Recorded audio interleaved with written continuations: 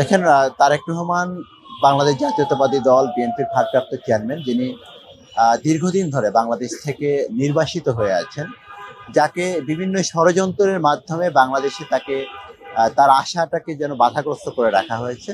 নানান রকম দেশি বিদেশি ষড়যন্ত্র এখানে কাজ করে। তবে 24 জুলাই আগস্টের যে গণ অভ্যুত্থান, বিগত দিনে সকল রাজনৈতিক দলের, গণতান্ত্রিক রাজনৈতিক দলগুলোর যে আন্দোলন ছিল, সেই আন্দোলনে কিন্তু উনি তার যে নেতৃত্ব, সেই নেতৃত্ব কিন্তু আজকে বাংলাদেশে প্রতিষ্ঠিত। এবং তার রাজনীতির প্রধান যে লক্ষ্য এবং উদ্দেশ্য, সেটি হচ্ছে এদেশের মাটি, এদেশের জনগণ, এদেশের মানুষকে কেন্দ্র করে। তো এদেশের জনগণকে তার থেকে বিভিন্নভাবে বিচ্ছিন্ন করে রাখার যে ষড়যন্ত্র, সেই ষড়যন্ত্র ভেদ করেও তিনি কিন্তু চেষ্টা করেছেন যে এই যে দূরবর্তী যোগাযোগের মাধ্যমও কিভাবে সার্বক্ষণিক এদেশের জনগণের সাথে নিরবিচ্ছিন্নভাবে যোগাযোগ স্থাপন করা যায়।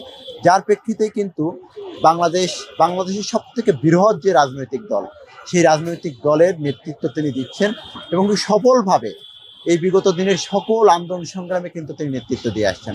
এবং আমরা বিশ্বাস করি হয়তো অতি দ্রুতই তিনি দেশে ফিরে আসবেন।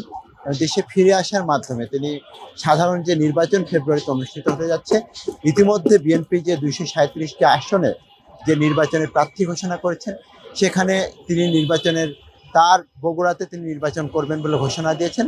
এবং আমরা আশা করি অতি দ্রুত তিনি বাংলাদেশে এসে এই নির্বাচনে অংশগ্রহণ করবেন এবং আগামী দিনে তার নেতৃত্বে বাংলাদেশের যে দীর্ঘ যে সংস্কারের যে আলোচনা, রাষ্ট্র সংস্কারের, এবং আমরা যে 31 দফার মাধ্যমে বাংলাদেশের রাজনীতির যে গুণগত পরিবর্তন করতে চাই, সেই গুণগত কাঙ্ক্ষিত পরিবর্তন তার বাংলাদেশের স্বদেশ প্রত্যাবর্তনের মধ্য দিয়েই ঘটবে, আমরা সেটা বিশ্বাস করি।